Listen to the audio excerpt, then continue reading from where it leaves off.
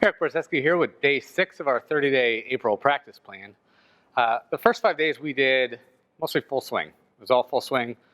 So hopefully that your full swing is in tip-top shape at this point, right? Now we still have much more to do on that. But today we're going to take a little break from the full swing. Today and tomorrow we're going to talk about today chipping and tomorrow pitching. First, it's important to kind of get a definition of the terms as I use them.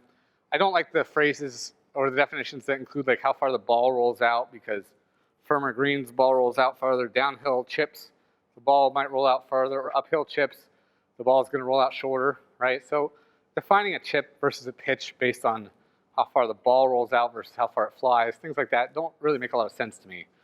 I use a chip, a shot that primarily uses the leading edge. The leading edge kind of hits the ground first. There's not a whole lot of interaction with the sole of the club, certainly not prior to impact. So it's a little bit more of a leading edge, a little bit more of a shaft leaning motion, okay? And a pitch, which you'll find tomorrow, uses a little bit more of the sole of the club, okay? But generally speaking, a chip uses the leading edge with the shaft forward, okay? I don't care how far it rolls out, because a 60, I could pitch a pitching wedge and it might roll out further than I chip with a 60-degree club or something like that. So leading edge mostly is how I define chipping. Setup for chipping, not a big fan of people that open their stance. If you're going to hit a chip and you want to hit it higher, just take a club with more loft.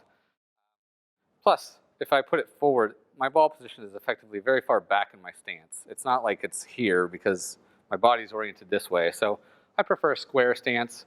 If I set up 50-50 and then just kind of lean this way, I like a little bit more weight on that lead side. That helps control the angle of descent and helps keep my low point further forward.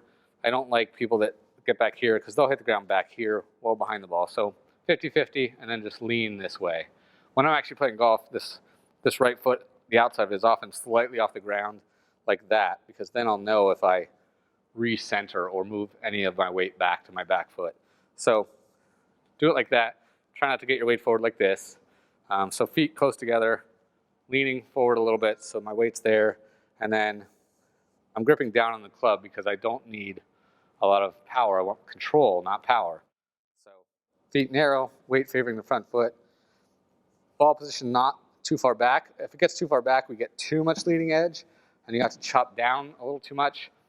We want to use leading edge, but we want to use it near the low point, just in front of the low point, not way back here where, if we hit a 1/4 inch behind the ball goes 2 inches, right? Because we just stuck the club in the ground. So the leading edge of the ball position, somewhat near the middle of my stance, somewhat like that, okay?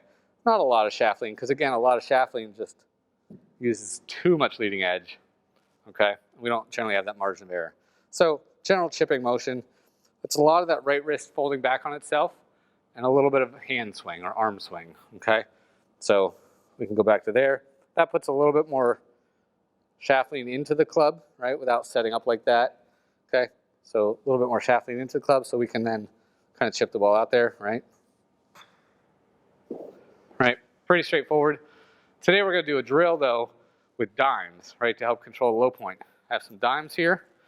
What I'm going to do is put one dime there and another dime about a club head width behind the ball, or the first dime. We don't need to get too tight together. The dimes are, sitting up in the air slightly, so, you can chip a dime against your curtains or something like that. So you can do this inside, even if you don't have golf balls. And it really lets you know if your low point control is good. If I try to miss this back dime, but don't get down enough, I'm either going to whiff this first dime, or I'll just kind of hit the top of it and it'll usually flip up in the air or something like that instead of being hit forward. And obviously if I'm too low, I might hit this back dime before I hit that first dime, okay? So I want to set up to that first dime right in front. Again, just about a club width apart, okay? And I want to make a few rehearsals where I feel like, that club is going to come down into the grass right there, okay? And then you can go ahead and hit a little chip. That was fairly aggressive. Again, about a club width apart. That back dime should still be there. This one's a tiny bit closer than the previous one. So what you notice there is this back one moves, so that means I got a little bit too much ground behind that ball, or where the ball would be. Okay, so again, about a club width. That'll be common if you find someone going back, they'll hit this back one. Okay, now that's not to say you want to do this and stay way forward, because then you might miss them both. Okay, so just set up normally. Very good. That's the drill for today, day 6. I'll see you tomorrow for some pitching.